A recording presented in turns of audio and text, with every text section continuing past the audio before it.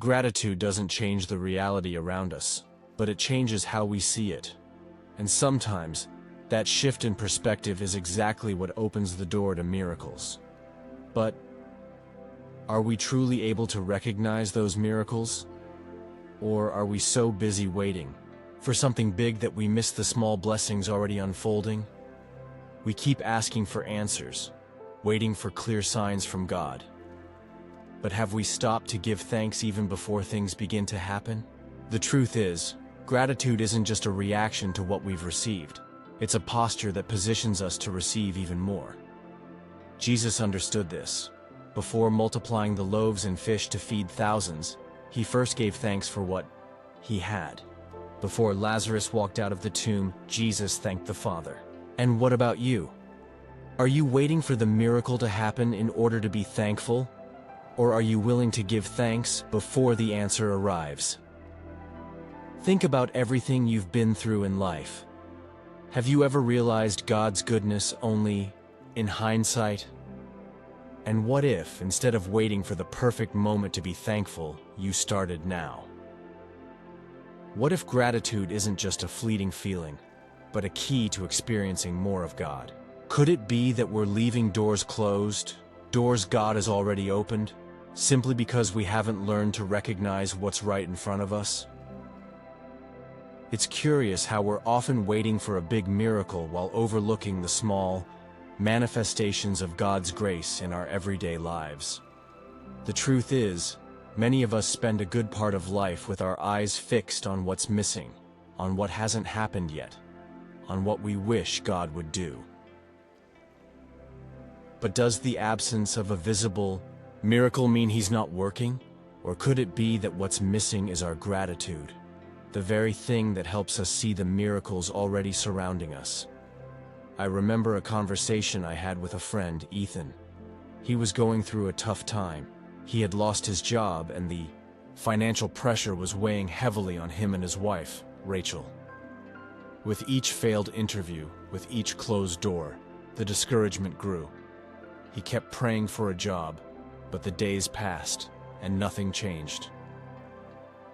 One evening we sat down to talk, and he said, "I feel like God is silent. How can I be grateful when everything seems to be falling apart?" I understood his pain, because I felt that way too. But I asked, "Ethan, if God never gave you anything else, would you still have reasons to be thankful?" He was quiet for a moment, and then started listing a few things. Rachel, her unwavering support, the food on their table, the friends who kept him from feeling alone. He realized that even without the job he so desperately wanted, God was still sustaining him in other ways. That's when I remembered the story of the 10 lepers healed by Jesus, Luke 17:11-19. 10 were healed, but only one came back to give thanks. The other 9 went on with their lives, receiving the miracle without even recognizing what had happened. It makes me wonder, how many times do we do the same? We ask God for help, and when the answer comes, we move on without stopping to say, "Thank you."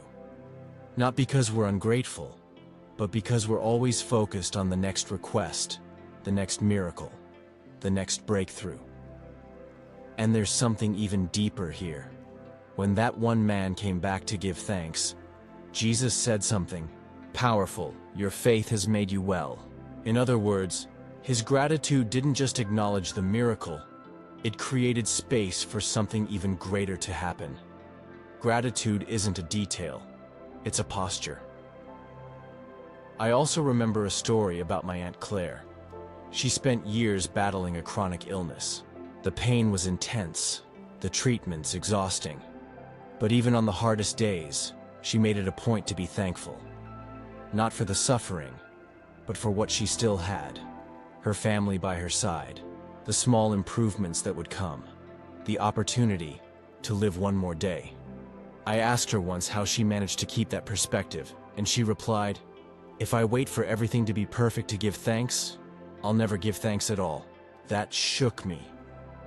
Because deep down, so many of us are waiting for life to fall into place before we start practicing gratitude. But what if the path to transformation actually begins with gratitude? Jesus showed us this when he multiplied the loaves and fish, John 6:11. The miracle didn't begin when the bread started multiplying. It began before that, when he looked up and gave thanks for what was already in his hands, even though it seemed too small for the need. What if that's the secret? What if instead of complaining about what we lack, we began to thank God for what's already in front of us? Ethan started doing just that. Every morning, before heading out for another day of job searching, he and Rachel would say a prayer of pure gratitude. They didn't ask for anything. They simply gave thanks for what they already had. 3 weeks later, he got an unexpected call from a former colleague who remembered the great work he'd done and recommended him for a job opening he hadn't even known about. Coincidence? I don't believe in those. So let me ask you, are we merely waiting for miracles, or are we creating space for them to happen? Maybe gratitude isn't just a reflection of God's goodness, but a key that unlocks doors we didn't even know were closed. What if gratitude is an act of faith? Not just a response to what we've already received, but a declaration of trust in what God is still doing, even when we can't see it.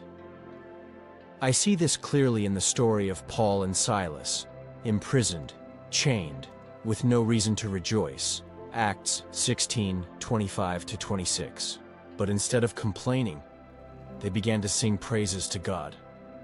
They gave thanks before anything changed. And then came the earthquake.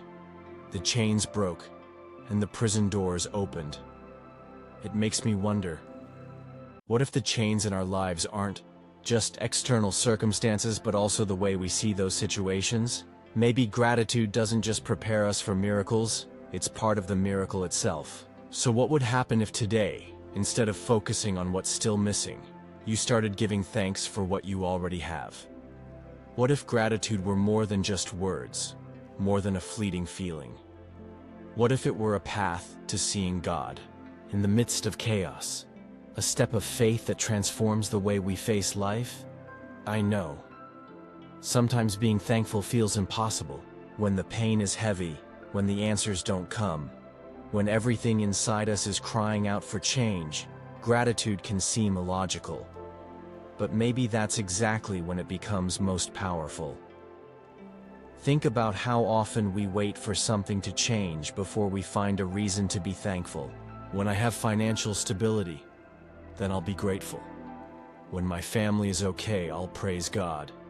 When my prayer is answered, I'll feel peace.